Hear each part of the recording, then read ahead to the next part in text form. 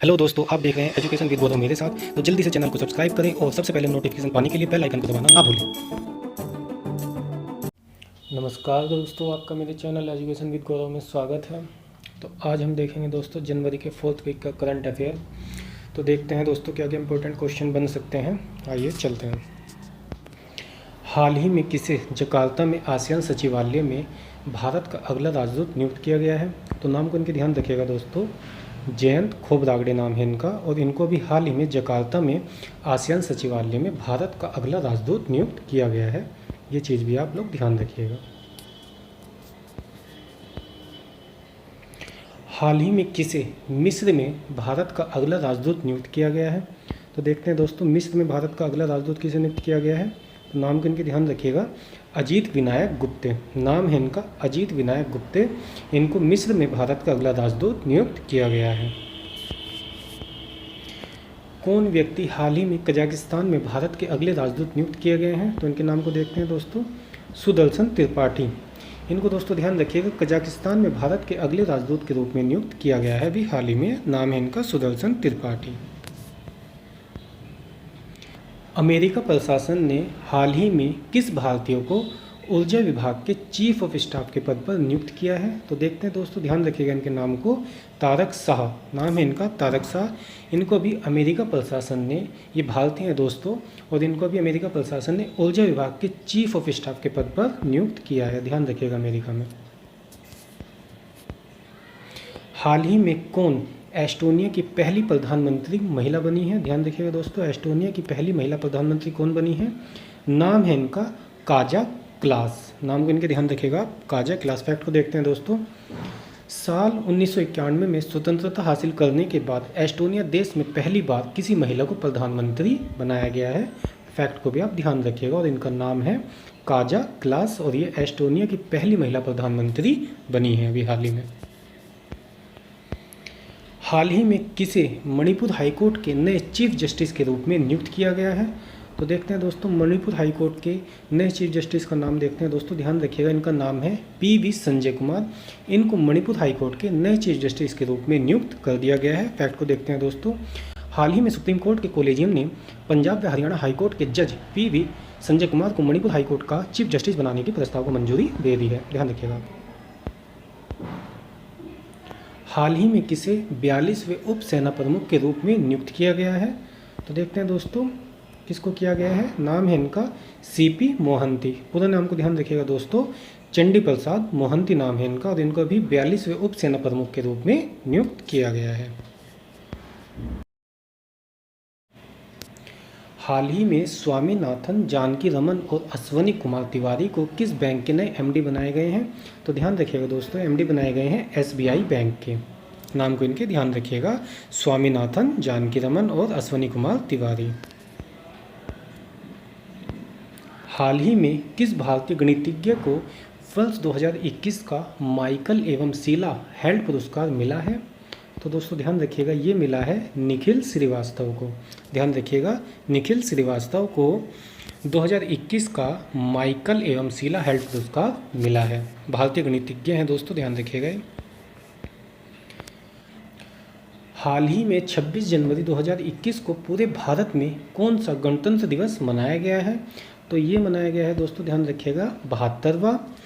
और फैक्ट को देखते हैं दोस्तों, इस साल भारत ने गणतंत्र दिवस में शामिल होने के लिए ब्रिटिश के प्रधानमंत्री बोरिस जॉनसन को मुख्य अतिथि के रूप में आमंत्रित किया था, लेकिन ब्रिटिश में कोरोना की स्थिति को देखते हुए उन्होंने अपने कार्यक्रम को रद्द कर दिया। तो ये बात भी आप ध्यान रखिएगा दोस्तों, कि इस बार कोई भी मुख्य अतिथि नहीं थे। भारत की गणतंत्र दिवस परेड 2021 में किस देश की सैन्य टुकड़ी ने भाग लिया है? तो ध्यान रखिएगा दोस्तों, बांग्लादेश। बांग्लादेश की सैन्य टुकड़ी ने इस बार गणतंत्र दिवस 2021 में भाग लिया है। फैक्ट को देखते हैं दोस्तों, 26 जनवरी 2021 को भारत के गणतंत्र दिवस परेड में 122 सदस्यीय बांग्लादेश सशस्त्र बल ने भाग लिया है। यह भारत के इतिहास में केवल तीसरी बार है कि किसी भी विदेशी सैन्य दल ने राजपथ पर राष्ट्रीय परेड में भाग लेने के लिए आमंत्रित किया गया है। देखिएगा दोस्तों, इस बार बांग्लादेश की सैन्य टुकड़ी ने हमारे गणतंत्र दिवस के उपलक्ष्य में भाग लिया है।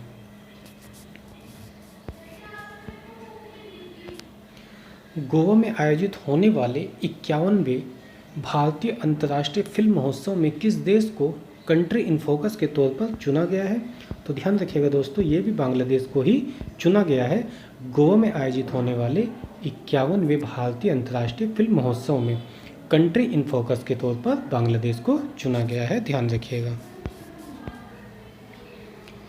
किस राज्य की सरकार ने हाल ही में जेल पर्यटन नामक पहल की शुरुआत की है?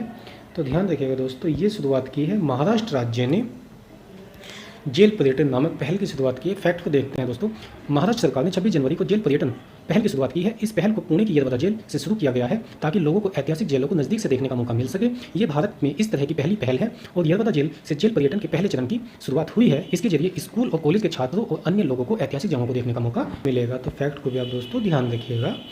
और ये जेल पर्यटन शुरू किया है महाराष्ट्र सरकार ने। किस राज्य की सरकार ने हाल ही में बालिकाओं के लिए पंख अभियान की शुरुआत की है?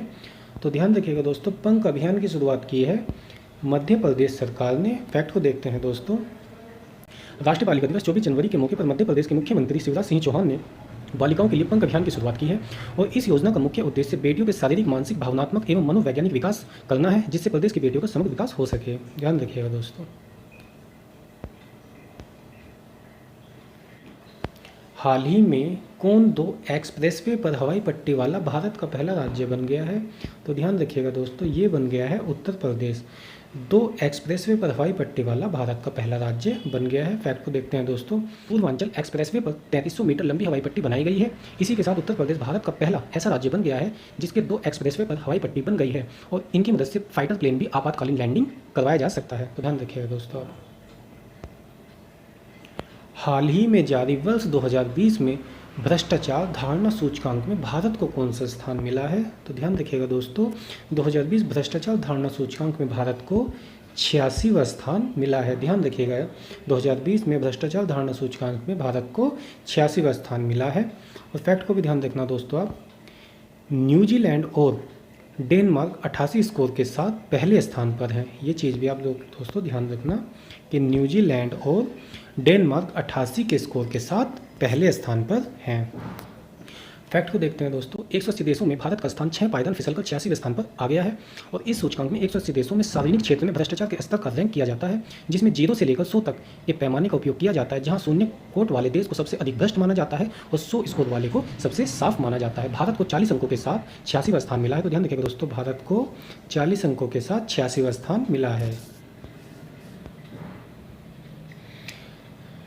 हाल ही में ग्लोबल क्लाइमेट रिस्क इंडेक्स 2021 में भारत को कौन सा स्थान मिला है? तो ध्यान रखिएगा दोस्तों, इसमें भारत को मिला है 7वां स्थान ग्लोबल क्लाइमेट रिस्क इंडेक्स 2021 में।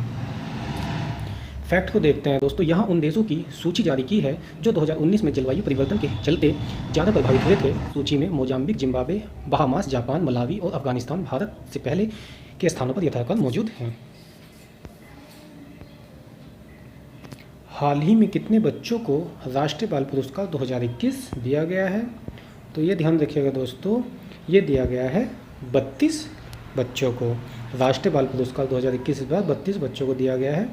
तो फैक्ट को देखते हैं दोस्तों, बाल शक्ति पुरस्कार विभिन्न श्रेणियों में दिया जाता है और इस बार कला और संस्कृति के क्षेत्र में 7 पुरस्कार दिए गए हैं और 9 पुरस्कार इनोवेशन के क्षेत्र में दिए गए हैं और 5 शैक्षिक उपलब्धि के क्षेत्र में दिए गए हैं और 7 बच्चों को स्पोर्ट्स कैटेगरी में और 3 बच्चों को बहादुरी के लिए दिया गया है और 1 बच्चे को समाज सेवा के क्षेत्र में दिया गया है। टोटल 32 बच्चों को ये पुरस्कार दिया गया है, राष्ट्रीय बाल पुरस्कार 2021 32 बच्चों को। हाल ही में हुई घोषणा के अनुसार कितनी हस्तियों को पद्म सम्मान 2021 मिला है? तो ध्यान रखिएगा दोस्तों, इस बार 119 लोगों को पद्म सम्मान 2021 से नवाजा गया है। और फैक्ट को देखते हैं दोस्तों, इस बार 119 लोगों को पद्म सम्मान मिला है और इसमें ध्यान रखिएगा दोस्तों 7 पद्म विभूषण हैं, 7 पद्म विभूषण हैं और 10 दोस्तों ध्यान रखिएगा पद्म भूषण हैं और 102 पद्म श्री हैं। ध्यान रखिएगा दोस्तों आप, जिसमें जापान के पूर्व प्रधानमंत्री शिंजो आबे भी शामिल हैं, गायक एसपी बाला सुब्रमण्यम मरणोपरांत और लैंड कलाकार सुदर्शन साहू और पुरातत्वविद बीवी लाल को पद्म विभूषण से सम्मानित किया गया है। फैक्ट को भी आप लोग ध्यान रखिएगा दोस्तों।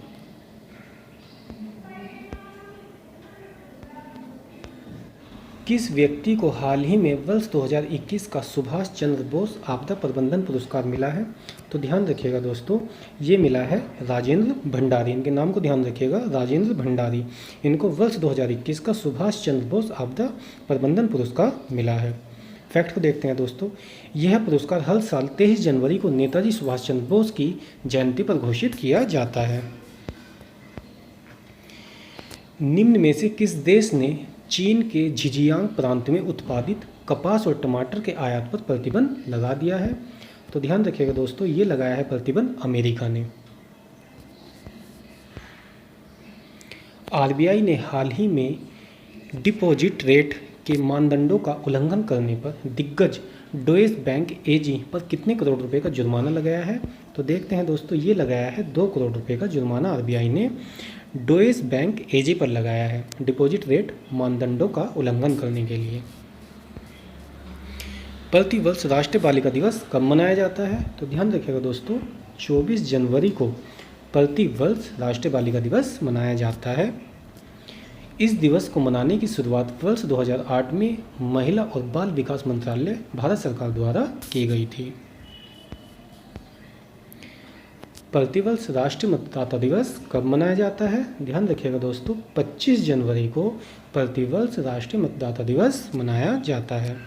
इस दिवस को मनाने का उद्देश्य युवाओं को मतदान के प्रति जागरूक करना है और हर वर्ष की तरह इस बार भी इस दिवस थीम रखी गई है, जो है मतदाताओं का सशक्त, सचेत, सुरक्षित और जागरूक बनाना है। Making your voters empowered, vigilant, safe and inform. ध्यान रखिएगा दोस्तों आप इस चीज़ को भी। हाल ही में प्रसिद्ध व्यक्ति नरेंद्र चंचल का निधन हुआ है। तो ध्यान रखिएगा दोस्तों, ये एक गायक थे। उन्होंने कई प्रसिद्ध भजनों के साथ हिंदी फिल्मों में भी गाने गाए हैं और उन्होंने न सिर्फ शास्त्रीय संगीत में अपना नाम कमाया है बल्कि लोक संगीत में भी लोगों का दिल जीता है।